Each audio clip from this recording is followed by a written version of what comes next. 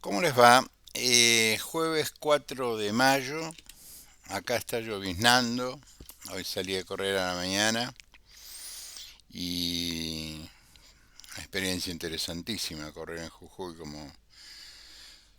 como ya les he contado, pero he visto con sorpresa, porque digo, lo cortés no quita lo valiente, he visto con sorpresa que algunas calles que yo comentaba eran intransitables están empezando a arreglarlas, haciendo cordón cuneta y cortando el pasto. No, yo no sé si, no es porque yo lo haya dicho, sino porque el domingo se vota. El domingo votamos en Jujuy, eh, Misiones y La Rioja. Eh, Mayo votan tres provincias chicas, dos en manos del justicialismo, otra en manos de un frente, el Frente Cambio Jujuy, que es un frente entre radicales y peronistas, pero el domingo la boleta es básicamente radical, como me ha llegado a mi casa, como una boleta en todo el mundo. Carlos Sadir, gobernador, Alberto Bernis, vicegobernador, primer diputado provincial, el doctor Mario Fiat, fue ministro de Salud de esta provincia, fue senador, es senador, un gran senador. Fue uno de los mejores discursos en contra de la ley del aborto que yo he escuchado en el Senado, tomando en consideración que Mario es médico. Eh, Hay una renovación en el radicalismo local, evidente, obvia y necesaria. El candidato a gobernador es un hombre que hasta hoy es el secretario de Hacienda, es el ministro de Hacienda, el ministro de Economía. Y es un tipo que tiene cosas para mostrar, porque es un señor de muy bajo perfil, pero hace 4 años que no recibimos en tiempo y en forma la coparticipación como provincia, hablo como provincia, y los sueldos se siguen pagando.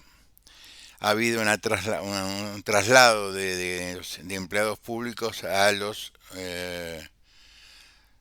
las empresas creadas por el gobierno de Morales, por ejemplo, la empresa de energía eléctrica del norte, Cauchari 1, 2, 3, 4, 5 y la sexta, es decir, todo es un gran panorama de paneles solares que le da luz a la gente de El Amba, por ejemplo, aparte de Jujuy.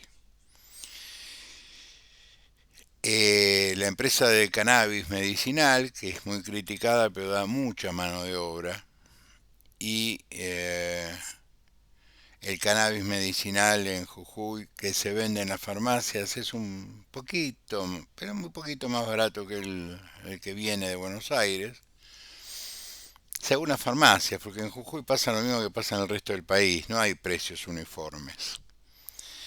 Y compramos cannabis medicinal por Ana durante un par de meses, que le ayudó a sostener el olor.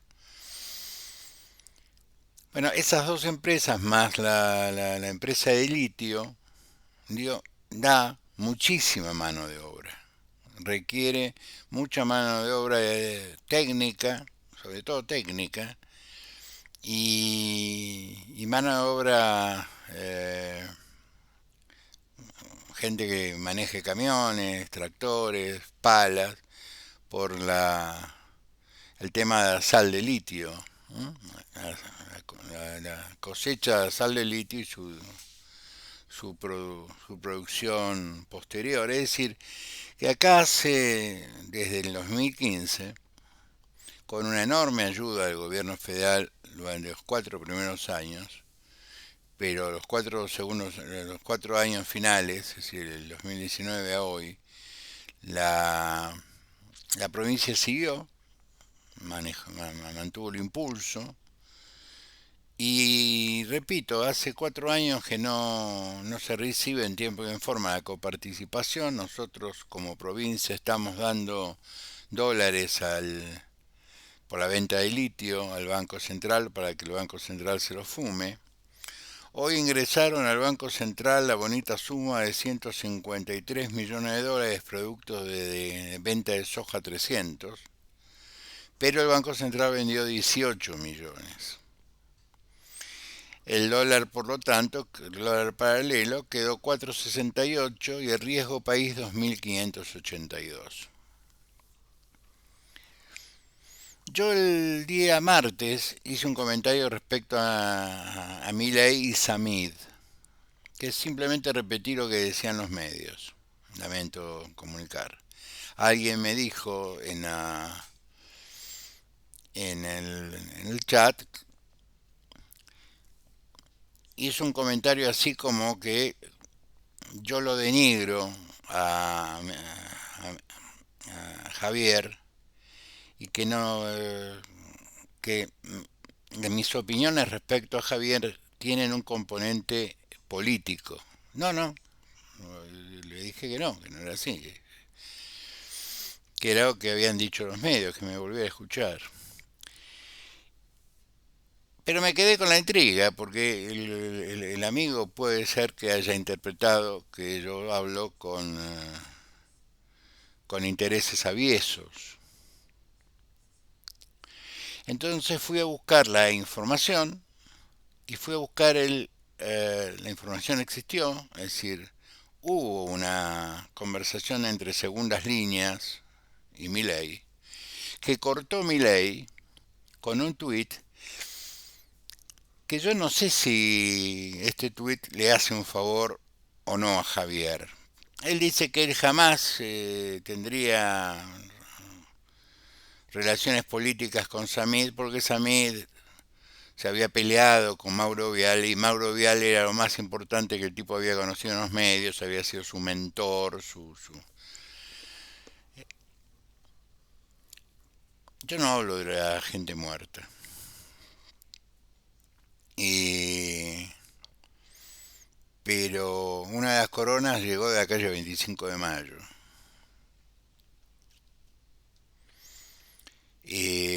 Sí, para Javier, su norte periodístico, eh, su ejemplo de periodista, fue Mauro Viale.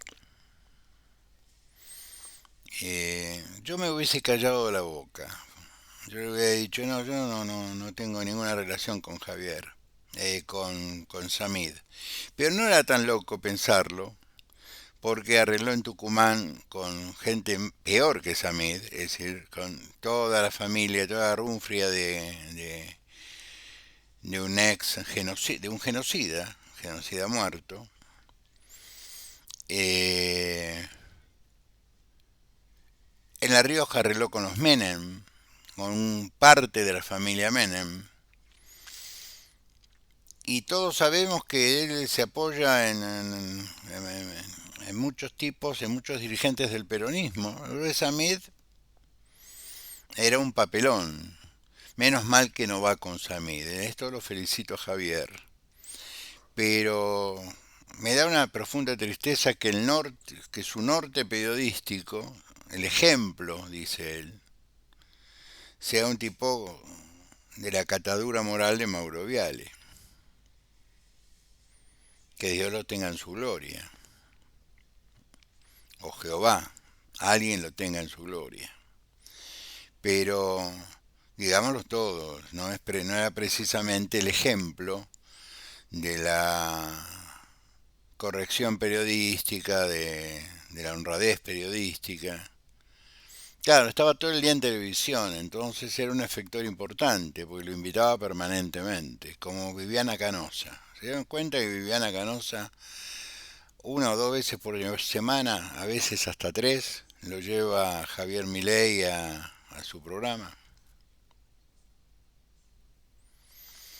Y que hace defensas de la señora Marcela Pagano.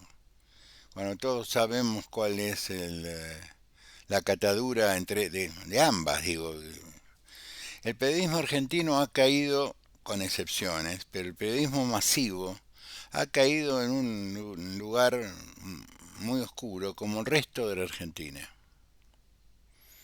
Por eso el título de este video.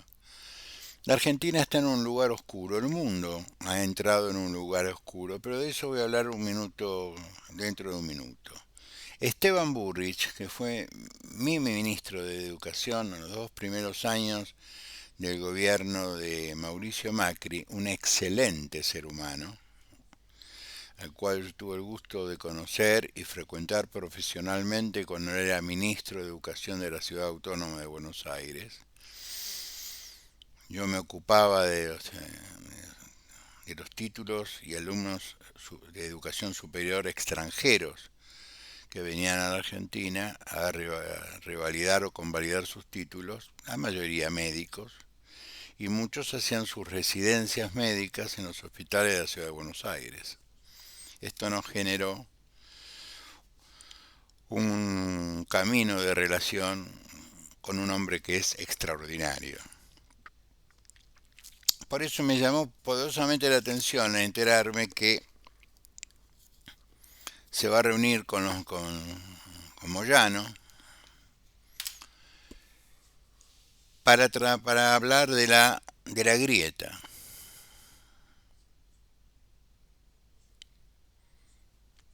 Yo creo que no nos entendemos los argentinos cuando hablamos de las cosas. Nos pasa como en en la Biblia. Dios nos castigó por nuestra soberbia y en vez de hacernos cambiar la lengua, el idioma, ha hecho que nosotros, los argentinos, no comprendamos el significado de los términos, su semiología, qué significan las cosas que decimos. Habíamos quedado de acuerdo, por lo menos la mayoría de la gente en el mundo intelectual, en el mundo educativo, en la política, que la grieta era moral. La grieta nuestra no es ni racial, es decir, grieta como sinónimo de diferencia, como sinónimo de alejamiento entre nosotros, de ruptura. Así entiendo yo grieta, como una ruptura. Nosotros no tenemos una ruptura ni racial, ni religiosa, ni social.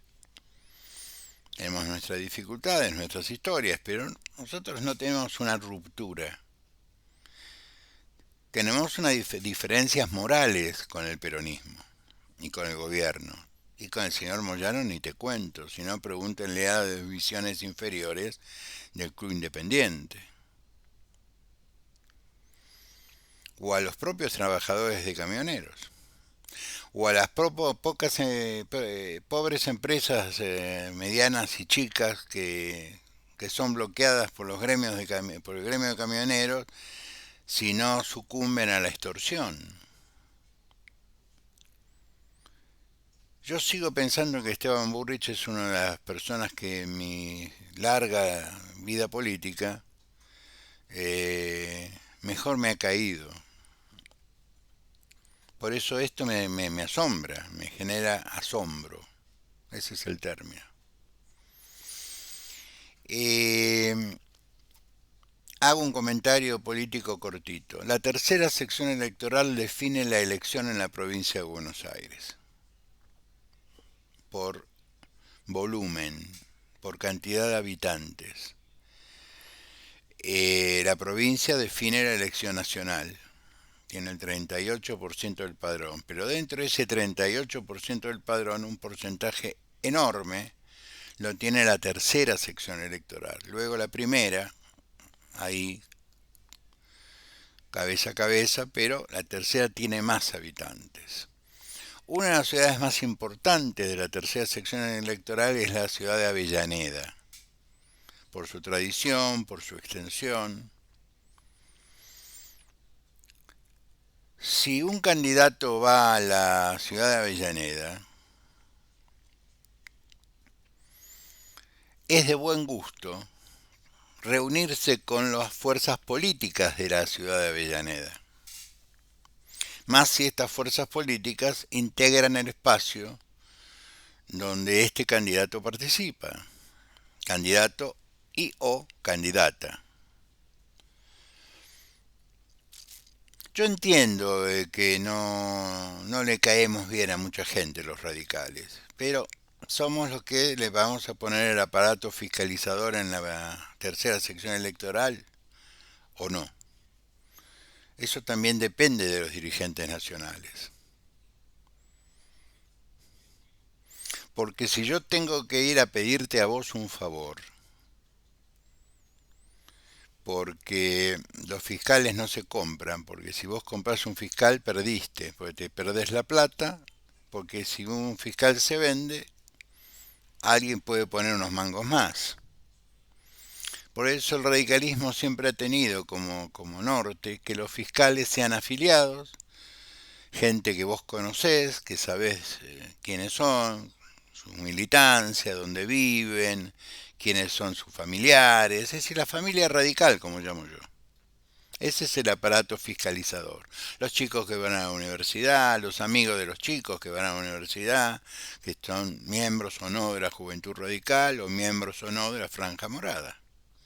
Eso es lo que alimenta el aparato fiscalizador radical, al cual hay que pedirle por favor, como cualquier persona bien educada, si yo voy a pedirle a alguien que done con un mínimo de 12 horas, un mínimo, muy mínimo, de 12 horas de su tiempo, que a veces se hacen 16, 18, si la mesa es muy complicada,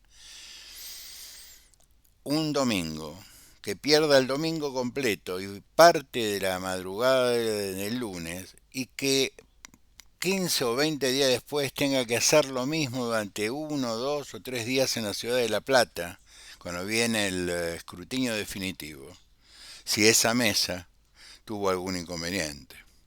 Yo a esa gente la tengo que tratar con mucha delicadeza, con mucha educación y escucharlos. Por lo tanto, reunirme con ellos. Si vos te reunís con un dirigente, no te reunís con la gente, te reuniste con un tipo, un hombre, una mujer. Que si yo lo que le aconsejaría a los amigos del PRO, que piensen que más allá de General Paz, no tienen empleados y la política no la manejan los consultores, la manejan hombres comunes, médicos, ingenieros, abogados, comerciantes, amas de casa, maestras, estudiantes, gente común. Gente absolutamente común que por ahí un domingo no abre el kiosco y va a fiscalizar la escuela de su barrio.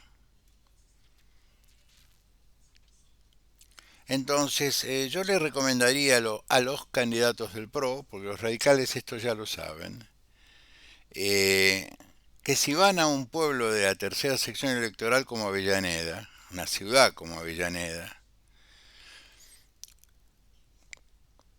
tengan la buena educación de reunirse con la dirigencia radical, a la cual le van a pedir dentro de unos meses el favor de que o le fiscalicen en las PASO y luego los fiscalicen en la nacional.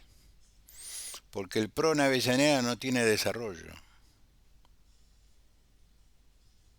Y aún así lo tuviera.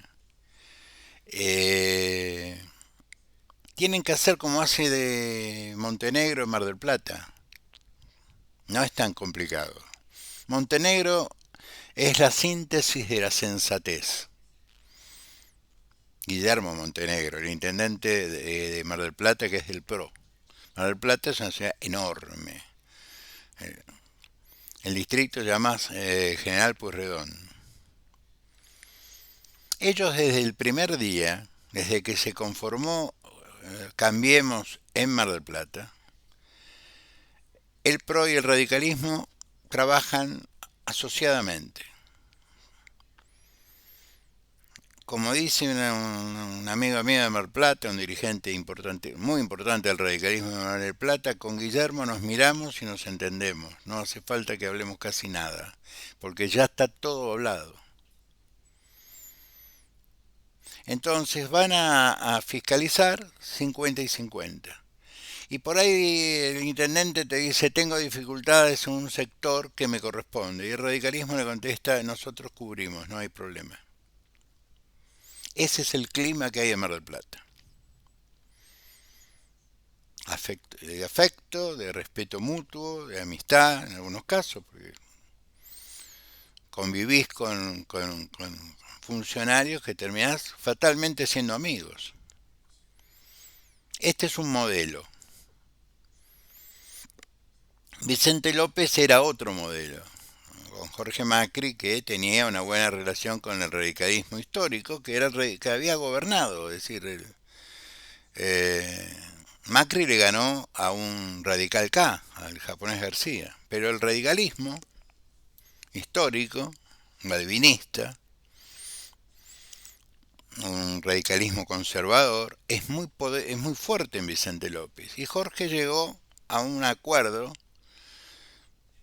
como el de Guillermo Montenegro, cosa que no sigue la señora Martínez, que cree que el PRO es intelectualmente superior, étnicamente superior a los radicales, porque ese es el concepto.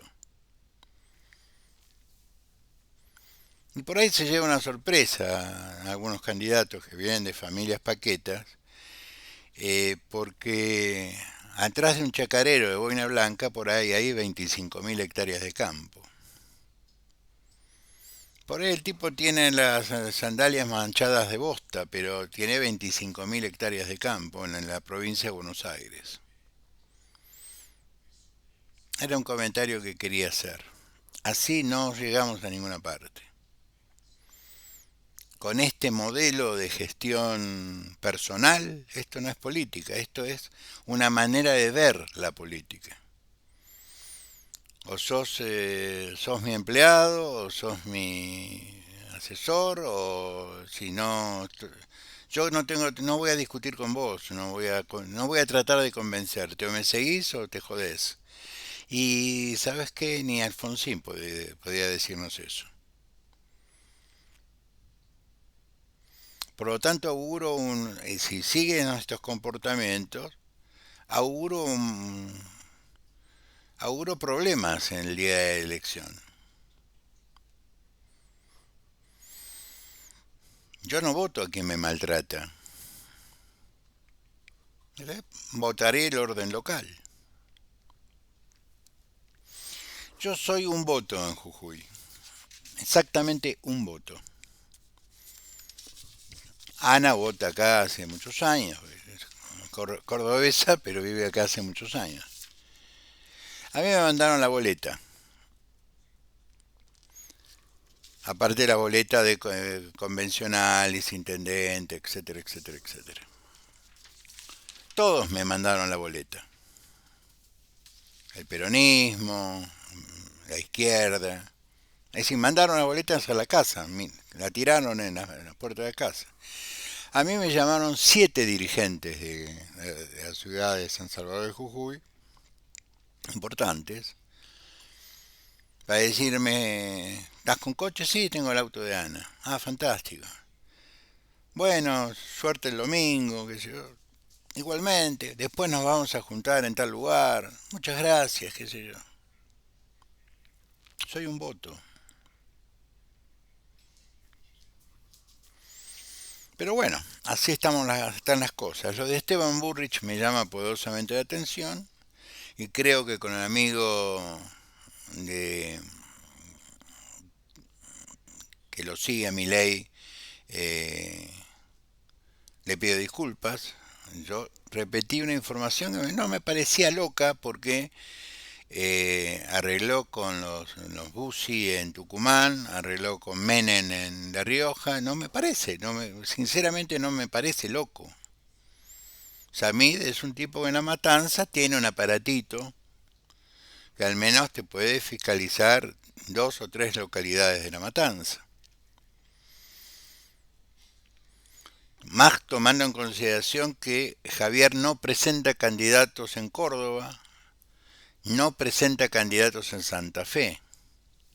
Es decir, en las dos provincias más importantes del centro, no presenta candidatos a gobernador. Es decir, va con boleta corta. Entonces, la pregunta que nos hacemos, ¿quién le va a reponer las boletas? Porque en cada una van 10 boletas. Los compañeros, como hicieron en Capital.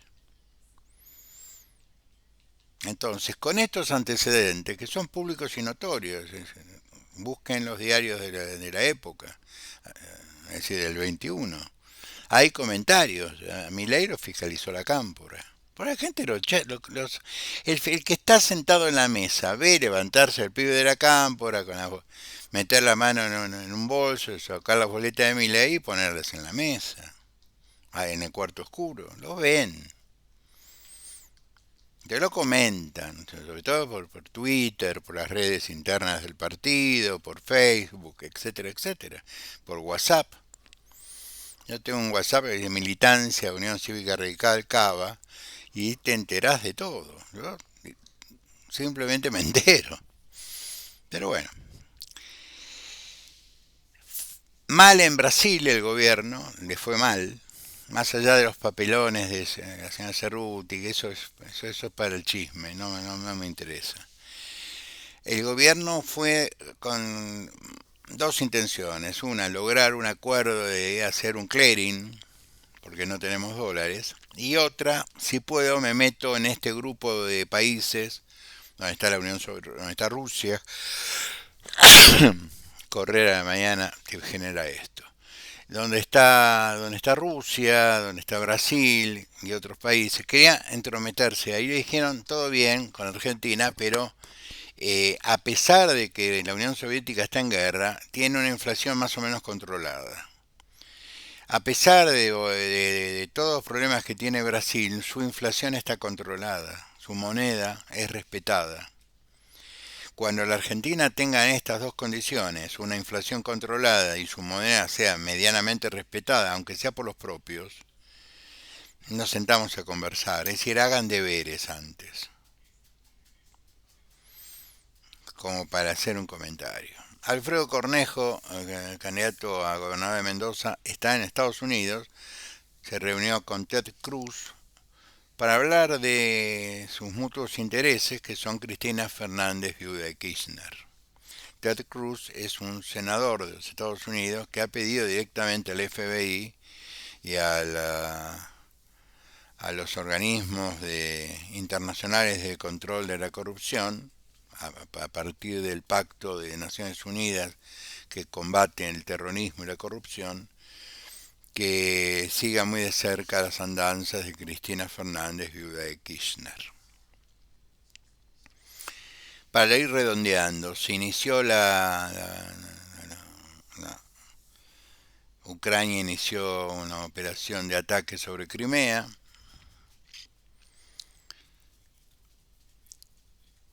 La guerra, por lo menos lo que dicen los medios alemanes, que son un poco más serios que los medios argentinos, la de HPV, por ejemplo, dice que fue un mal negocio bloquear a la Unión Soviética, que obviamente había que hacerlo, pero que fue un mal negocio. Porque sin el gas ruso, que era un gas a precio internacional,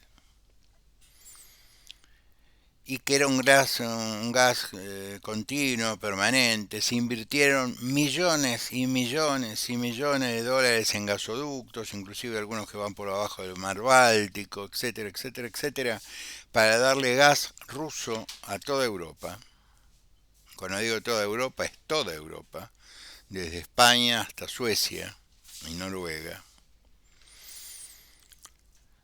La guerra, la invasión absurda de Rusia a Ucrania, generó entre los castigos eh, una devolución de gentilezas y los rusos cerraron el grifo. Eso generó un problema importante, sobre todo en el invierno europeo. Eso aumentó el costo de la energía eléctrica por consumo, en fin, generó un par de puntitos de rating anual. Estados Unidos, rápido para hacer los deberes, aparte de venderle armas a Ucrania, salió corriendo a venderle gas a Europa, obviamente a 4 veces más caro que el gas ruso, porque es gas comprimido, hay que enviarlo, es todo un tema. Ahí apareció el amigo Erdogan, que es el presidente de Turquía, que mantuvo una situación, digamos, de balance, porque Turquía es frontera con Rusia y frontera con Ucrania, y tiene buenas relaciones con los dos. De hecho, intentó mediar entre los dos, sigue intentando mediar entre los dos. Previamente le había vendido los famosos drones a Ucrania, que le permitió defenderse del ataque soviético. En fin, nunca rompió relaciones comerciales con la Unión Soviética, es el único miembro de la OTAN que no le dio pelota al bloqueo, en ese sentido. Y le dijo a Rusia, mándame todo el gas que te sobra. Y Rusia empezó a colocar todo el gas que le sobra a la República Islámica de Turquía. Y Turquía, vía Polonia, lo empezó a vender a Europa. Es decir, Europa recuperó el gas ruso a través de Turquía. Porque al final del día todo es plata, todo es dólares, todo es inversiones, todo es dinero. Hay 500.000 de muertos, sumando rusos y ucranianos, más o menos. Hay ciudades completas destruidas, sobre todo el Donbass del sur de Ucrania está destruido. Ahora van a destruir, la guerra va a destruir la península de Crimea, que tiene ciudades históricas como Sebastopol, etcétera, etcétera, etcétera. Negocios para el futuro, para reconstruir esas ciudades, que obviamente las va a reconstruir Europa. El mundo está oscuro, muy oscuro. Donald Trump, que insiste en que va a ser candidato el año que viene, insiste en que todo esto son parte de los negocios del hijo de Biden, al cual el FBI ahora sí están investigando por aquella famosa laptop que perdió con un montón de información adentro que no debía haber perdido. Y los americanos investigan más allá del gobierno, te investigan igual. Y parece que el hijo de Biden y el propio Biden están en problemas muy serios, muy graves. Estados Unidos está sufriendo una de las inflaciones más altas de su historia, inclusive mucha más inflación que durante la Primera y la Segunda Guerra Mundial. Y hay un fenómeno, con esto sí termino, que tiene que ver con ese discurso que nosotros tenemos de temor de que nuestros hijos se vayan a buscar su norte en otros países.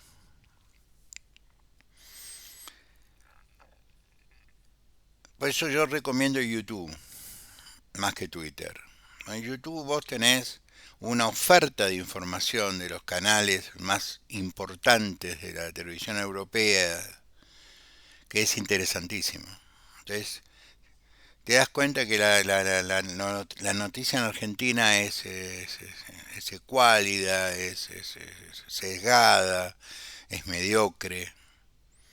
El tratamiento de la información es muy mediocre. Vos ves como la televisión alemana en castellano o en francés trata la información del día. Es una cosa extraordinaria. Bueno,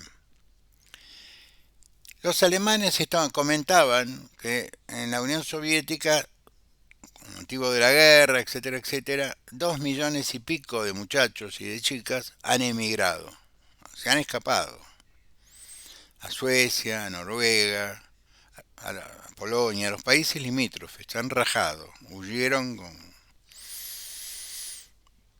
a otras repúblicas socialistas del sur, como Azerbaiyán, esos países con apellidos raros, y han rajado vía China buscando otros horizontes. Hay muchos que han elegido la Argentina. Son ingenieros, eh, informáticos, gente con mucha capacitación, porque los rusos le daban mucha bola a la capacitación intelectual de sus jóvenes. Eso siempre fue un atributo del comunismo, quizás el único que tenía. Darle mucha importancia a la capacitación, a la educación, para no tener que depender de otros.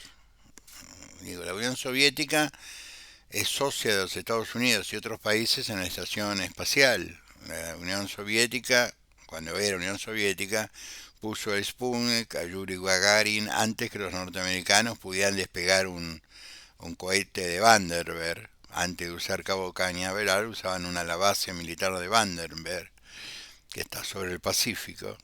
El, el cohete no subió unos metros y explotaba, en fin. Cuando todo esto ocurría en Estados Unidos, antes del proyecto Mercury, del proyecto Géminis, ni hablemos del proyecto Apolo, los rusos ya tenían desarrollo espacial, fueron los primeros en mandar sondas espaciales a Venus, las famosas Venera, en fin, no es un país al cual vos lo tengas que intelectualmente subestimar. Y el problema que tiene la Unión Soviética es que no se recuperó jamás de los 25 millones de muertos de la Segunda Guerra Mundial. Y que su incursión en Afganistán durante 10 años le costó 15.000 muertos. Ellos vienen perdiendo casi 200.000 rusos en un año en Ucrania. Pero no solo la gente que se ha muerto, sino por cada muerto cuentan 3 heridos. Y los heridos en las guerras actuales son heridas mutilantes. Perdés una pierna, un brazo, perdés la vista. Bueno. Entonces la Unión Soviética, o Rusia, la costumbre, Rusia, va a tener un problema de recursos humanos importante, que algunas empresas lo están resolviendo diciendo, bueno, andate a Noruega, pero seguí trabajando para mí aunque sea a distancia. Nosotros estamos preparados para esto, para la educación a distancia, para el trabajo a distancia. Se hizo un poco de home durante la pandemia. ¿Estamos preparados para la irrupción de la inteligencia artificial? Que ya en Amazon te vende con inteligencia artificial. Si vos entras con el teléfono, te abre la puerta, te surtís, apretás un botoncito, te hace el débito de la tarjeta de crédito o de débito, y el producto te lo empacan y te lo mandan a tu casa porque tienen todo registrado. ¿Estamos preparados para eso? ¿Estamos preparados para lo que va a ser la mudanza de cientos de miles de puestos de trabajo a pocos puestos de trabajo? Porque nuestra juventud, digámoslo todo, no tiene la preparación que tienen las juventudes en otros países. ¿Ustedes escuchan a nuestros candidatos hablar de ese tema? Y no es como antes, que la revolución industrial apareció en Gran Bretaña y tardó 50 años en llegar a otros lugares. No, ahora todo es instantáneo. Todo es absolutamente instantáneo en nuestras empresas. Vayan al campo, vayan a la exposición rural, no les digo vayan al campo. Hoy los tractores, las motocosechadoras se manejan por GPS, en algunos casos se manejan solas. Va el criollo arriba del tractor por si hay un nido de algo, apretar el freno y desconectar la computadora, porque siempre anidan teros es decir, hoy todo se hace por GPS y computadoras e inteligencia artificial de alguna manera, ya en la Argentina. estamos preparados para eso. Nuestros candidatos están hablando de eso. Están hablando del perfil educativo. A mí me preocupa mucho más el perfil educativo que el perfil económico. Porque si vos, con esto sí redondeo, terminás, dejás a las fuerzas productivas trabajar, le sacás el pie de encima con los impuestos absurdos, achicando brutalmente el Estado. Es decir, basta de ñoquis, eliminar los ñoquis nada más. Los ñoquis por lo general tienen otro trabajo. Elegí uno, o te quedás en el Estado o te quedás en el otro. Que fue lo que se hizo en el año 2016 en el Ministerio de Educación, por ejemplo, al poner los molinetes. Tenés dos laburos, elegí uno. Muy bien. La Argentina con 2 o 3 años que le saques el pie de encima y que los acreedores internacionales digan: vamos a esperarte porque te veo trabajar, te veo laburar, te veo que le sacaste el pie de encima a la actividad privada, al campo, a las industrias mineras, a nuestro poderoso industria pesquera que no usamos, la usan los chinos, en fin. Terminamos con el peaje, lo que pasa en Estados Unidos, que dicen por el FMI, dice: te vamos a seguir prestando dólares para que hagas prefinanciación de importaciones y cobres peaje, es decir, pagues coima.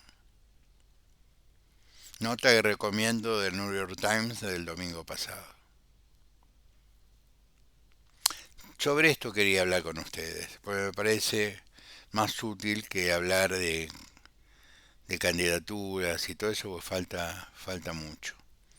Al amigo de Milei, mis disculpas, no tendría que haber utilizado la información de los medios locales. Ahora, escracharse con dejarlo a Samir y escracharse con Mauro Viale no creo que le haga ningún favor. Sean buenos, pórtense bien, nos vemos el lunes. Pues estoy haciendo cosas, estoy haciendo cosas, ya les voy a contar. Pórtense bien, sean buenos. El domingo votamos en 3 provincias. Los radicales vamos a ganar Jujuy, casi con seguridad.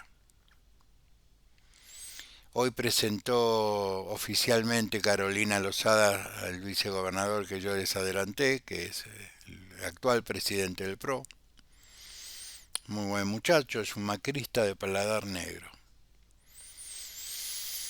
Y Carolina camina sola, pese a que le generan mucho enojo a mucha gente porque es mujer, porque es bonita, porque viene del periodismo, pero básicamente porque es radical, como dice un amigo mío muy peronista. No, Gallego, no te enojes. La critican porque es básicamente radical. Los quiero mucho, nos vemos el lunes. Si pasa algo extraordinario, hacemos algo el fin de semana. Pórtense bien, gracias por todo.